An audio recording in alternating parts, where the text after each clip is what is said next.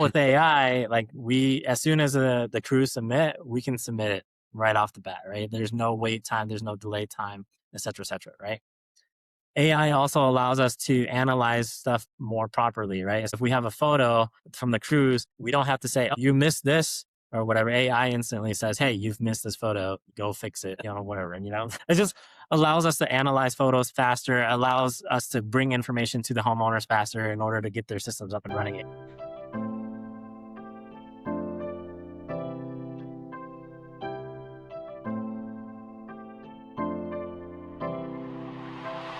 Welcome to the Blue Ocean Solutions podcast, where we dive into real conversations with business owners, innovators, and industry leaders reshaping the future of clean tech, construction, and the renewable energy sector. I'm Kreel Hutchinson, your host. Our guest today is Hung Nguyen, the founder and CEO at Detach Reset Solar in the Denver area. We're going to be discussing his journey navigating the unpredictable solar industry, from scaling to 207 employees and $15 million in revenue, to pivoting with AI to become the crucial support systems for orphaned solar panels and homeowners. If you're a solar installer, renewable energy professional, or a homeowner with a solar panel, you're going to love this show because Hung shares how he's building a resilient and essential service, building by leveraging AI to solve critical industry gaps and provide peace of mind to countless customers. It's an example of transforming industry challenges into massive growth opportunities through strategic adaptation and technological innovation. Welcome to the podcast, Hung. Thanks, Kreel. I was really excited to have you on here because of all the podcast guests I've had, no one does what you do in the industry, and it becomes a major pain point for so many solar users. So for my audience who may not be familiar with you and your work and your company, why don't you give a brief description of your background and what you're up to today? Yeah, so my background was actually not in solar. It was actually inside of tech and automation and systems building out. And then I got into real estate with all that. And then I met my old business partner, he's no longer here, where he was like, man, there's so many people out there just installing new solar and nobody's helping these people with maintenance or anything like that. So he looked at me and was like, this is what we should do. And I was like, I think that's a genius idea. So yeah, we started this company just right before COVID in 2020. So we're around for about six years-ish. And yeah, we just gotten really good at identifying and helping people with solar issues. Fantastic. When I heard your value proposition, basically, providing the maintenance side for both people that you sold and set up solar to, but for the main majority of people who have kind of become orphaned through the system. So why don't you tell us a little bit about what that journey's looked like over the last 6 years? Yeah. So, when we started in 2020, it was one of the hottest solar markets of all time. Solar, everyone was just selling solar, and it was probably the easiest sale door-to-door possible, right? And a lot of, so background on my business partner, my old business partner, he used to be a door-to-door rep for selling roofs. And he was like, man, I can't sell any roofs with solar on it. And I was like, yeah, you're right. You can't. It's not unless you have to know how to take it off and then put it back on and make sure that it's proper, And at that time, nobody did this service. We literally were the only ones. It caused a lot of issues, right? Because solar was meant to be on top of the roof for 30 years. That's what is sold. That's what's told. They're like, no, solar needs to be there permanently. So they built every single thing to be permanent. So we had to identify going into the roofs and having to cut off these giant 6 feet bolts that go into the rafters. And then over 6 years, now you'll see manufacturers and, rails and feet and stuff actually being built with, tensile strength, of course, uplift and all that stuff just in case of wind and all that stuff. But they're built to be detached now, which has never been the case when we first started, So how was that experience obviously, it made sense to me. I'm being like, oh, of course, like if a roof lasts 25 years and you have a solar system lasting, essentially forever, there's going to be a point where maintenance on the house is more of a priority than the solar. So in the early days, what was that conversation like? Was there a lot of activity? Was there a lot of interest in wanting to move into this? So there was actually a lot of people, they got solar and they were like, I was sold that this thing had zero maintenance. I never had to take it off, never had to remove it. Didn't even have to look at the inverters. The panels were supposed to work for 30, 50 years, 100 years, and you're supposed to get like unlimited electricity basically from these panels, right? But yeah, over time, like people actually started realizing, shoot, solar panels do degrade. There is a degradation factor to this. Inverters do burn out over time and due to heat and all these things, and roofs do get messed up. So, the adoption was actually really, really, how do you call it? Like very cool. So, like I've always been door to door as well. So I sold alarms, knives, pretty much a lot of things. Yeah. And this is the first time I ever went somewhere and I was like, oh, wow, I need you. Right. So instead of it being a push product, it'd be more like a pull product. They're like, oh, shoot. Yes, I've been looking for that guy for you for so long now. So I was like, oh, shoot, this is exactly what I want to do. This is the first time I never had to push something. It was more of a pull, which actually like made our guys feel good, right? This is why a lot of the companies that are built nowadays that do what we do came from what we did. It stemmed from us, right? And they were like, oh yeah, we do need to help people. And now people are like, wow, yeah, we do need maintenance stuff. So it makes our guys feel like solar superheroes, to put it at that. Great. And so, you and I have talked before we jumped on the call here, and there was definitely a lot of activity and growth. So, can you explain the journey of like what was happening in the first few years? And then, the industry has really gone through some big changes. So, that, speak about the trends that kind of influenced your business both in the growth and then in the recalibration phase. Yeah. So in the beginning, like I said, everybody was just selling solar like crazy. Nobody thought that maintenance was a thing until it was, right? That was when the major adoption started happening. That's when people started calling us more and making sure that, their system was working and stuff like that. But there was a pivotal moment, I believe in like 2020, I think it was like just right after Mother's Day, solar started to not do so hot, right?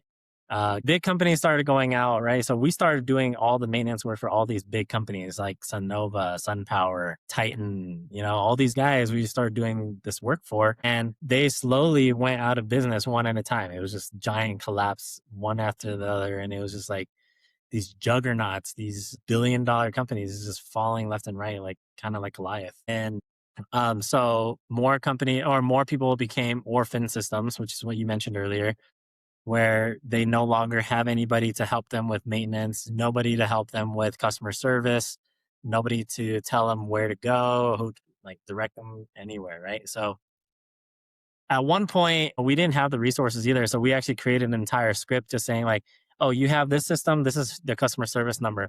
Oh, you have this one, here's and then we started emailing them out to just showing them like, hey, we do care, like we want to make sure that you're taken care of. So oh, here, this is the system that's gotten taken over by this, if we can handle it ourselves. So um yeah, with that shift we basically wanted to make sure like, like, hey, we have to make sure that our systems can help these people. So we had to lean on technology very hard. And then, before it was just all on spreadsheets and just, oh yeah, no, it's fine. We just one off here. But we found out very quickly that, it just is impossible. Like, how can we tell when a system comes off, or how can we tell when an entire string just breaks or something like that, right? So luckily now there's a lot of companies out there that actually give us the ability to like attach current transformers into their actual main service panel and allow us to read consumption. Major companies like Enphase, SolarEdge, they already have like microinverters and optimizers, which allow us to actually read a consumption and if the system's working, production, right? Yeah. So big changes in the industry over the time that you launched this company right in the middle of COVID, with its own challenges. Then you saw this growth, and then the industry is, the last few years from administration to changing policy and regulations. There's been a contraction. There's been a bunch of big titans, Goliaths, as you mentioned, go out of business. And you've been part of that whole solar coaster. So where do you find yourself these days after going through all those changes? So we actually took a little bit of a hit as well, right? Just a lot of people are just like, oh man, I don't trust solar companies anymore. And since we have solar in our name, we kind of just absorbed that stigma, right? But, as I was mentioning, like we were doing maintenance work for so many of the big companies, and us not getting paid by them and stuff like that actually hurt us too, right? Like we were owed like $300,000 from one company, and just massive wave of just getting wiped out by non-payment, really. So to say that we weren't hurt either is not the case. So we did have to restructure. We had to lean on more technology than people. Just people in general just can't pay attention to everything 24/7, whereas technology can. It fills in the gaps for us, I should say. And now we are actually in a really good position where we are able to help people. The people that came in and swept over and bought out the companies that went out of business and stuff like that, they are now partnered with us, and we're doing maintenance work for them. And with technology, we're able to monitor better. We're able to give them a better service, give them customer service that, they've never had before. So one of the biggest things that we've actually noticed now is like a lot of people were promised long-term warranties and all that stuff. And what warranty if the company's out of business, right? So we're able to step in there, better communication, better customer service, just giving them what they need. That's actually been the really big thing. Yeah. Perfect. Yeah. I speak to a lot of solar operators on the podcast, and I'm aware of the challenge inside the industry. So I think your value proposition of being able to really take a hold of these orphans, people who have solar systems, but they need maintenance, they need guidance. Companies have gone out of work, warranties are no longer, are voided because the company's out of business. So you step in. So in many ways, you're a savior, but it's also conversations that they might not necessarily want to be having because they were sold, something that wasn't the truth. It really shows, though, that what you guys have done has been a resilient company, and you've also really adapted. You have been mentioning, the use of technology. I would assume AI is really part of that technology. So, how have you structured yourself today to be more resilient and more streamlined in order to prepare yourself for like a new wave of growth? Yeah. So in the past, just doing basic stuff like giving customers real-time service reports and actually confirming with homeowners what's actually wrong with their system. Those things usually take us like, because we were doing so much work, right? We're doing like 60 to 80 jobs per day. It was just impossible for us to push all that amount in. So even if we had 4 or 5 people just working on job updates alone, it wasn't fast enough. Now with AI, like as soon as the crews submit, we can submit it right off the bat, right? There's no wait time, there's no delay time, et cetera, right?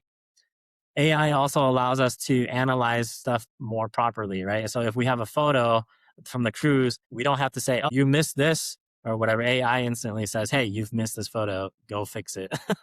Or, whatever, it just allows us to analyze photos faster, allows us to bring information to the homeowners faster in order to get their systems up and running if they want. Fantastic. With the solar industry evolving and more orphan systems appearing, what are the biggest challenges in reaching and serving these homeowners and businesses who need your unique services? Yeah, so the biggest challenge that we actually have is actually just getting a hold of the homeowners in general, right? One, we do work with the big solar companies now, and they're like, oh man, you guys screwed me over. And we're like, no, we're not them. But at the same time, it's like, they're our clients, so we can't really badmouth them, right? um, and then the second thing is like, the homeowners already hate solar so much. They despise it, right? They're like, oh man, I was scammed. You put all this stuff on me, and then you lied to me, and we're like, no, we're here to help fix the issue, to address it, right? And have somebody to be able to pick up the phone to say, hey, and we are actually real people, and wanting to help out. But once we're actually on the roof and we're at the people's houses, they're very happy, right? It's just the matter of fact of how do we get out there. So, how are you finding these people? What's your marketing or advertising looking like for your business these days? Yeah, so Right now we've actually been more. It's always like it's very organic. Like most of the people actually came from SEO, came in from referrals and all that stuff. But we ran very heavy ads, like we ran a lot of Google ads, a lot of Facebook ads for awareness. And then we've actually, like I mentioned before, we actually partnered up with a lot of big companies, big solar companies that actually have issues. So that part right there, we actually partnered up with a lot of roofing companies, a lot of real estate agents, a lot of solar companies themselves, just making ourselves noticed. So what we did was events marketing. We just flew out there and shook hands and made it happen, really. Okay. Where do you guys see the growth of your business? Like, what are your goals here in the coming, 6 to 12 months? I know there's been a bit of a pivot because of what's happened in the industry, but it seems like you're on solid ground again. New partnerships are forming. Where do you see the growth happening? How are you going to sustain that? Yeah. So our actual mission has actually changed. We changed our mission to adopting a million, and we left it vague just because, it could be anything, right? Adopting new systems, adopting new customers, adopting new ways or whatever. But the true meaning behind it is adopting, right? Is because solar named companies or no, named these systems that are no longer have what's called a parent, I guess, orphaned systems. So now we're here to adopt them, right? Like, hey, here's our hand, take it if you want us to help you monitor your system, help us maintain your system, et cetera, to make sure that, you are producing the power that you want, that you are covering your electricity, et cetera, right? That's our goal, basically. Nice. As you then look ahead with a million systems adopted, do you think your current marketing is going to reach there? Or is it a continuation of like bringing on new partnerships, relying on word of mouth, referrals, industry events? Or do you feel like you'll step back into Google ads and more, offensive marketing strategies? So to answer your question, it's all of the above, right? I want to be more aggressive, right? So yes, we're still going to be doing the events. We're still going to be shaking hands with other solar companies, getting the referrals, SEO, all the organic stuff. But we also want to make sure that we are launching Google ads, Facebook ads, even any new platform, right? Like maybe even TikTok. I don't know. I don't know how that works out for us yet, but if it goes viral and people know that, hey, we are the guys to help out, we'll chase it because I want people to really know that they do have somebody out there that can help them out if their system doesn't work anymore. I love it. This next question, you may have just answered it, or there's an opportunity to go a little deeper, but beyond your current marketing efforts, what innovative strategies or technologies do you believe are essential for Detach Reset Solar to become the undisputed go-to name in solar system maintenance? Honestly, there's a little video. North Face actually put it out there where this lady was on top of the mountain. She was doing a hike, and she was supposed to have this waterproof jacket.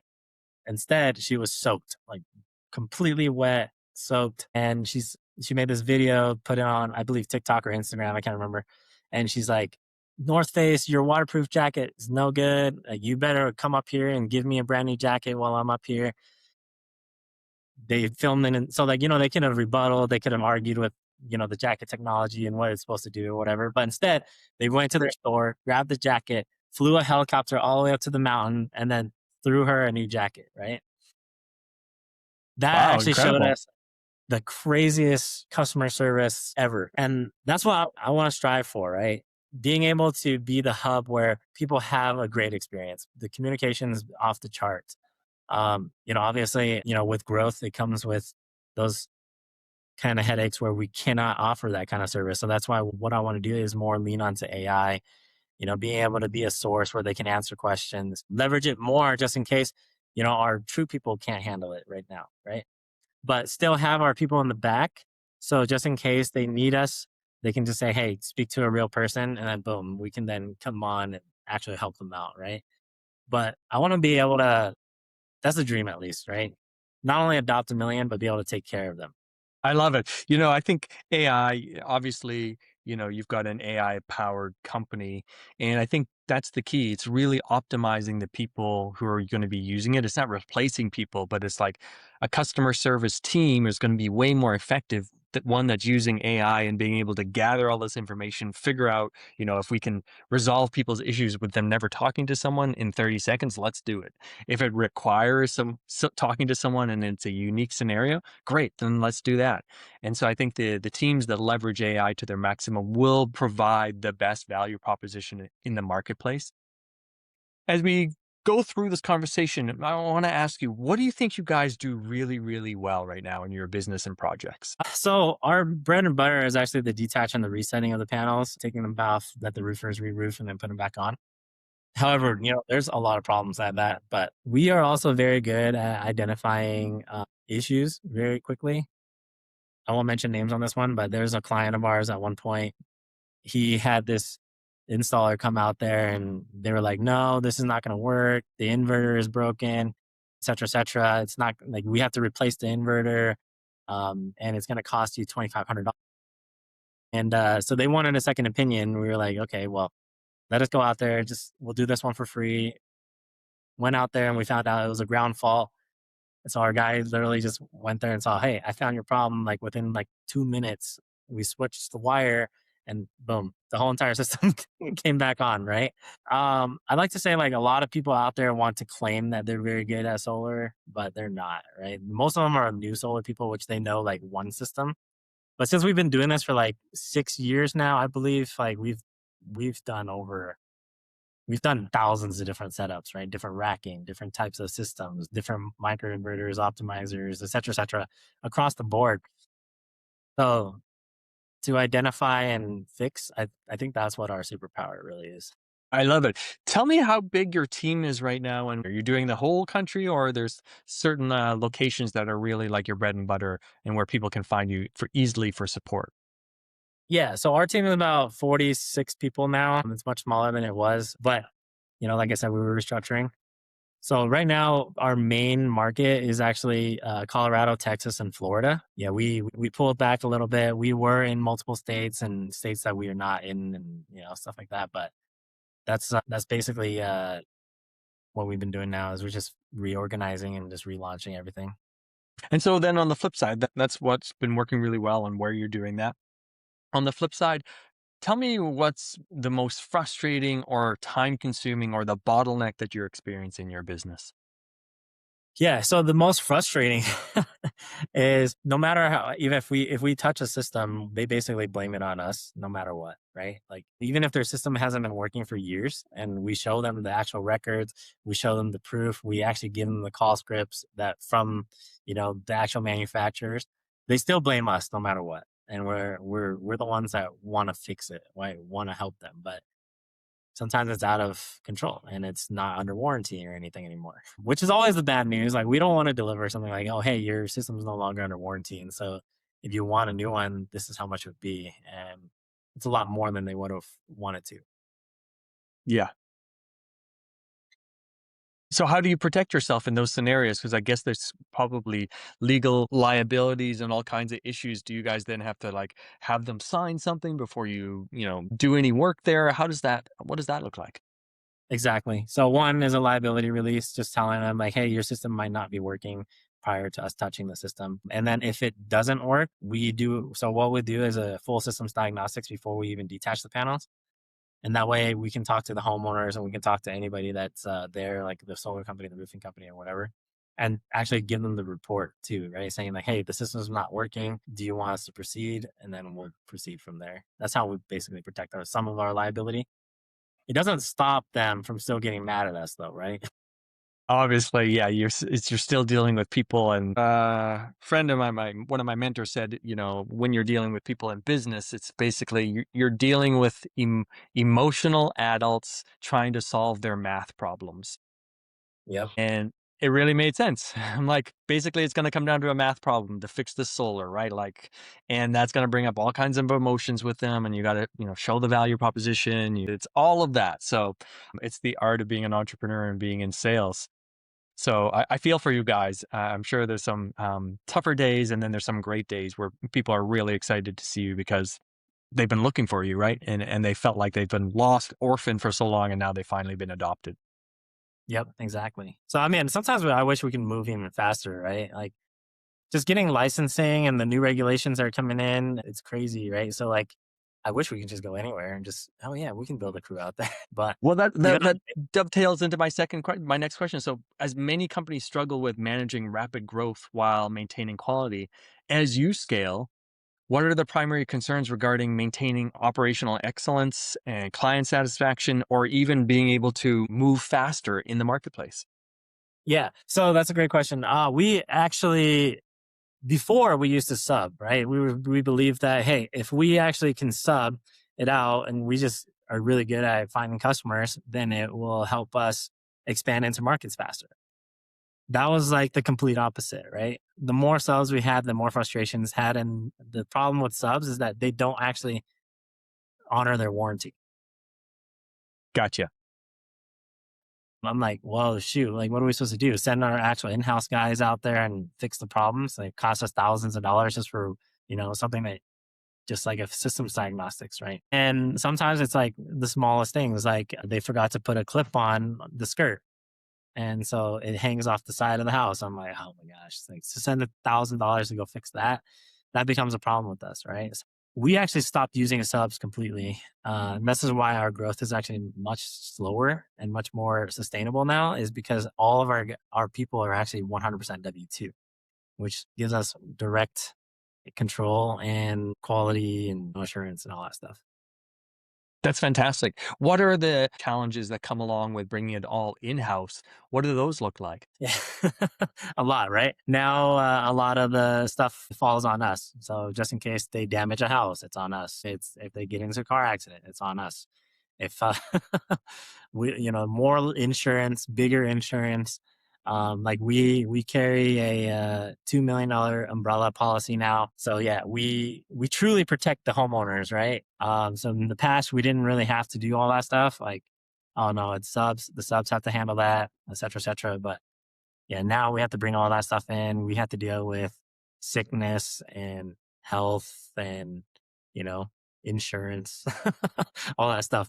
Um, so yeah, we had to have a whole HR department managing all that stuff too. So yeah, it basically becomes more of a game of therapy for our people in house rather than, just hiring the sub and making it more transitional. I'd love to get your perspective on looking into the future. So, what are your biggest priorities for growth or innovation in the next 6 to 12 months? Yeah. So, like I was mentioning earlier, we're actually bringing AI into a lot of this stuff. So, what we want to do is have faster, more visibility, faster communication. Certain things like monitoring. If systems go out, we instantly know, and then we can instantly call them like, "Hey, your inverter is not working.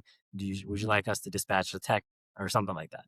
A lot of things that head that way basically will allow us to adopt systems faster and be able to react to what their system is doing much faster. Which I believe, if we give the best customer service, then we will get more people just to come over to us. Where do you see the future headed for this industry and your involvement in it? So this industry has gone a correction. Anything that ever gets corrected always booms shortly after. So right now it might be rough, but like any other industry that was rough, tech, real estate, or whatever, there was always a boom that happened. And it might not be right away. It might be in a couple years, 10 years or whatever. But I believe that, if we put ourselves in the right position, we will get ourselves to that point where they will call us right away. And, Nice. this gives us a big opportunity to grow and expand much bigger and more sustainable. Perfect. Last question for you then. If you could wave a magic wand and automate one or two aspects of your current workflow, what would that be and why? Okay.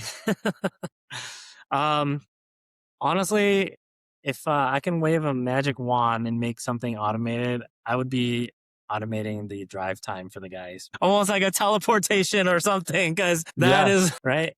The other one might be even having like AI or robots actually doing the repairs. It's just, faster, more efficient, quality is better. I don't know. Like this, I'll put it this way: from being in it for 6 years and just having so many people come in and out, the quality of installers are out there. Most companies just push them out, like without any training, without anything. So I believe like they gave the installers like the worst chance ever to succeed in this industry. So if I can help fix that, by, implementing more red tape, I should say, right? Making it harder for people to do stuff, getting licenses to do stuff like this, and actually having real electricians on job sites and stuff. It will actually regulate the entire industry, which makes it better, right? But because it's been like so bad, that's the problem, that it's hard to like get bad training out of people's head too. Like, oh no, I was always taught this way. It was like, that's not the right way. Yeah. Well, I think it makes total sense. And that's where your opportunity for detached solar can really be, right? For setting up into the future of establishing yourself as a high quality, hiring the right installers that have the credentials and the certificates that you require, and really setting a standard that will set you apart from other companies that may come and go or try to get quick, wins and then, disappoint customers at the end. So I think you're in a really great position. And I think all the learning curve that you've gone through to get here probably makes you as a CEO, in a position where you can really see some headwinds or certain challenges and avoid them down the road. I've really appreciated having you on the podcast, Hung. Before I let you go, I want to make sure that our audience can reach out and get a hold of you. Where would they find you? Yeah, so you can find us on detachresetsolar.com. Or you can email us at info@detachresetsolar.com. And, our phone numbers are posted pretty much everywhere. Perfect. Before I let you go, Hung, any final words on, where you see yourself in the detached solar in the next few years? Yeah, I mean, like I said, I have a big vision of adopting a million. So I want to make sure that our name is everywhere, right? Like shining lights or bright stars or whatever. So Yeah. yeah, that's the goal. That's the goal. Thank you so much for stepping up and creating real value in the industry for a pain point that many people have had, that you're there to now solve it. So thank you so much to Detach Reset Solar. To our audience, if you've enjoyed this podcast, make sure to like and subscribe, and do share it with someone that you know in residential solar or larger that has some issues, need maintenance, and are unaware of where they can get that. Here's a perfect opportunity to connect with Hung and his team. So thank you so much for being on the podcast. This wraps up another episode of Blue Ocean Solutions. We'll see you in the next one.